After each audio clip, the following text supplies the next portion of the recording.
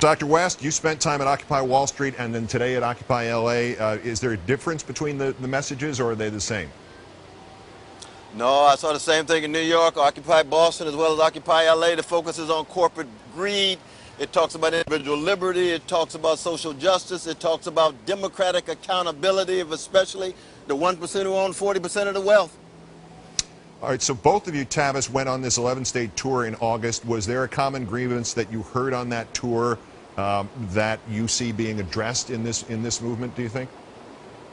I think so, Keith, and the short answer is that the poor are being rendered invisible in this country every day. They're being treated as if they're disposable, as if they're an afterthought. And the worst thing you can do to human beings, as evidenced by these Occupy movements, the worst that you can do to a human being is to make him or her feel like they don't matter, as if they are, in fact, invisible. And I want to just add right quickly, I was listening to the show earlier, of course, and there's some who have a problem with a lack of coherent or cohesive message.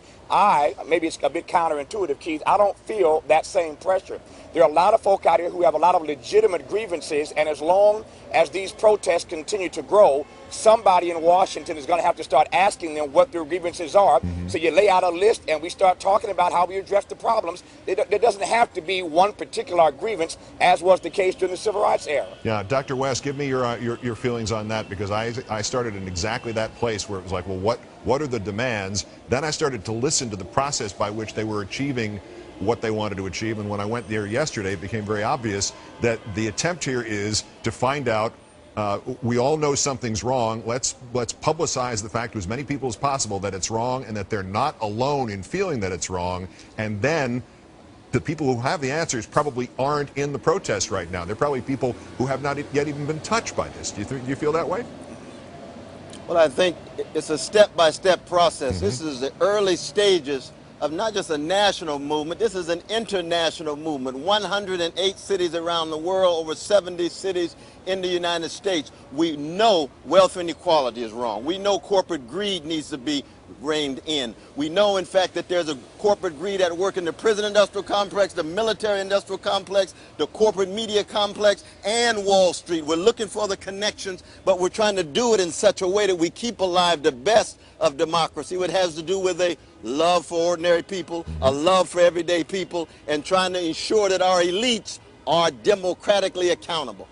Tavis, for every statistic we see about economic repression for people in this country, those numbers are bad enough. In fact, you can very simply multiply them by 2 and you get the concomitant number for black people and for Latinos. Is there anything in this movement that particularly addresses that harsh and unacceptable fact? And how does it all mesh in when you hear things like Michelle Malkin claiming that the Occupy movement is 99% white?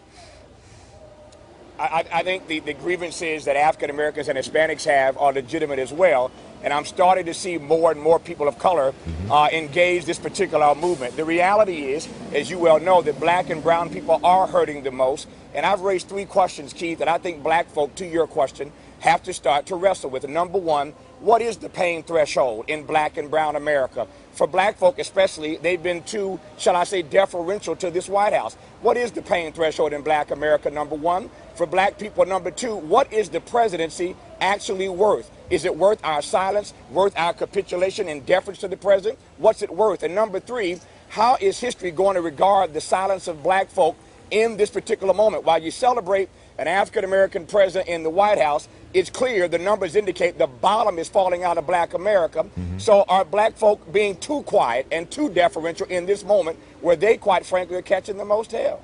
Dr. West, do you think this is obviously it's 3 weeks old, it's hard to know what it is, let alone what it means to any component part of it.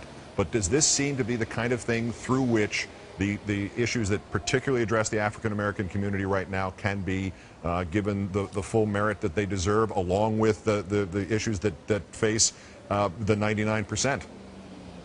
Oh, we know there's an intimate connection between corporate greed running amok at the top and escalating poverty at the bottom, be it poor white, poor brown, poor yellow, poor black, or what have you. But we also have to keep in mind there's a cultural difference.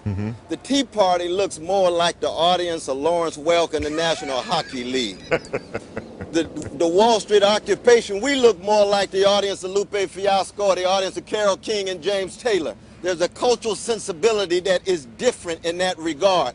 And they're wrong if they say that the Wall Street occupation group is 99% white. That's just a lie. I've been there. That's in L.A. And so we got brown, you got yellow, we got red, brothers and sisters. We are an all-inclusive movement. We embrace prophetic Mormons because the prophetic Mormons are about social justice and corporate greed. Come join us.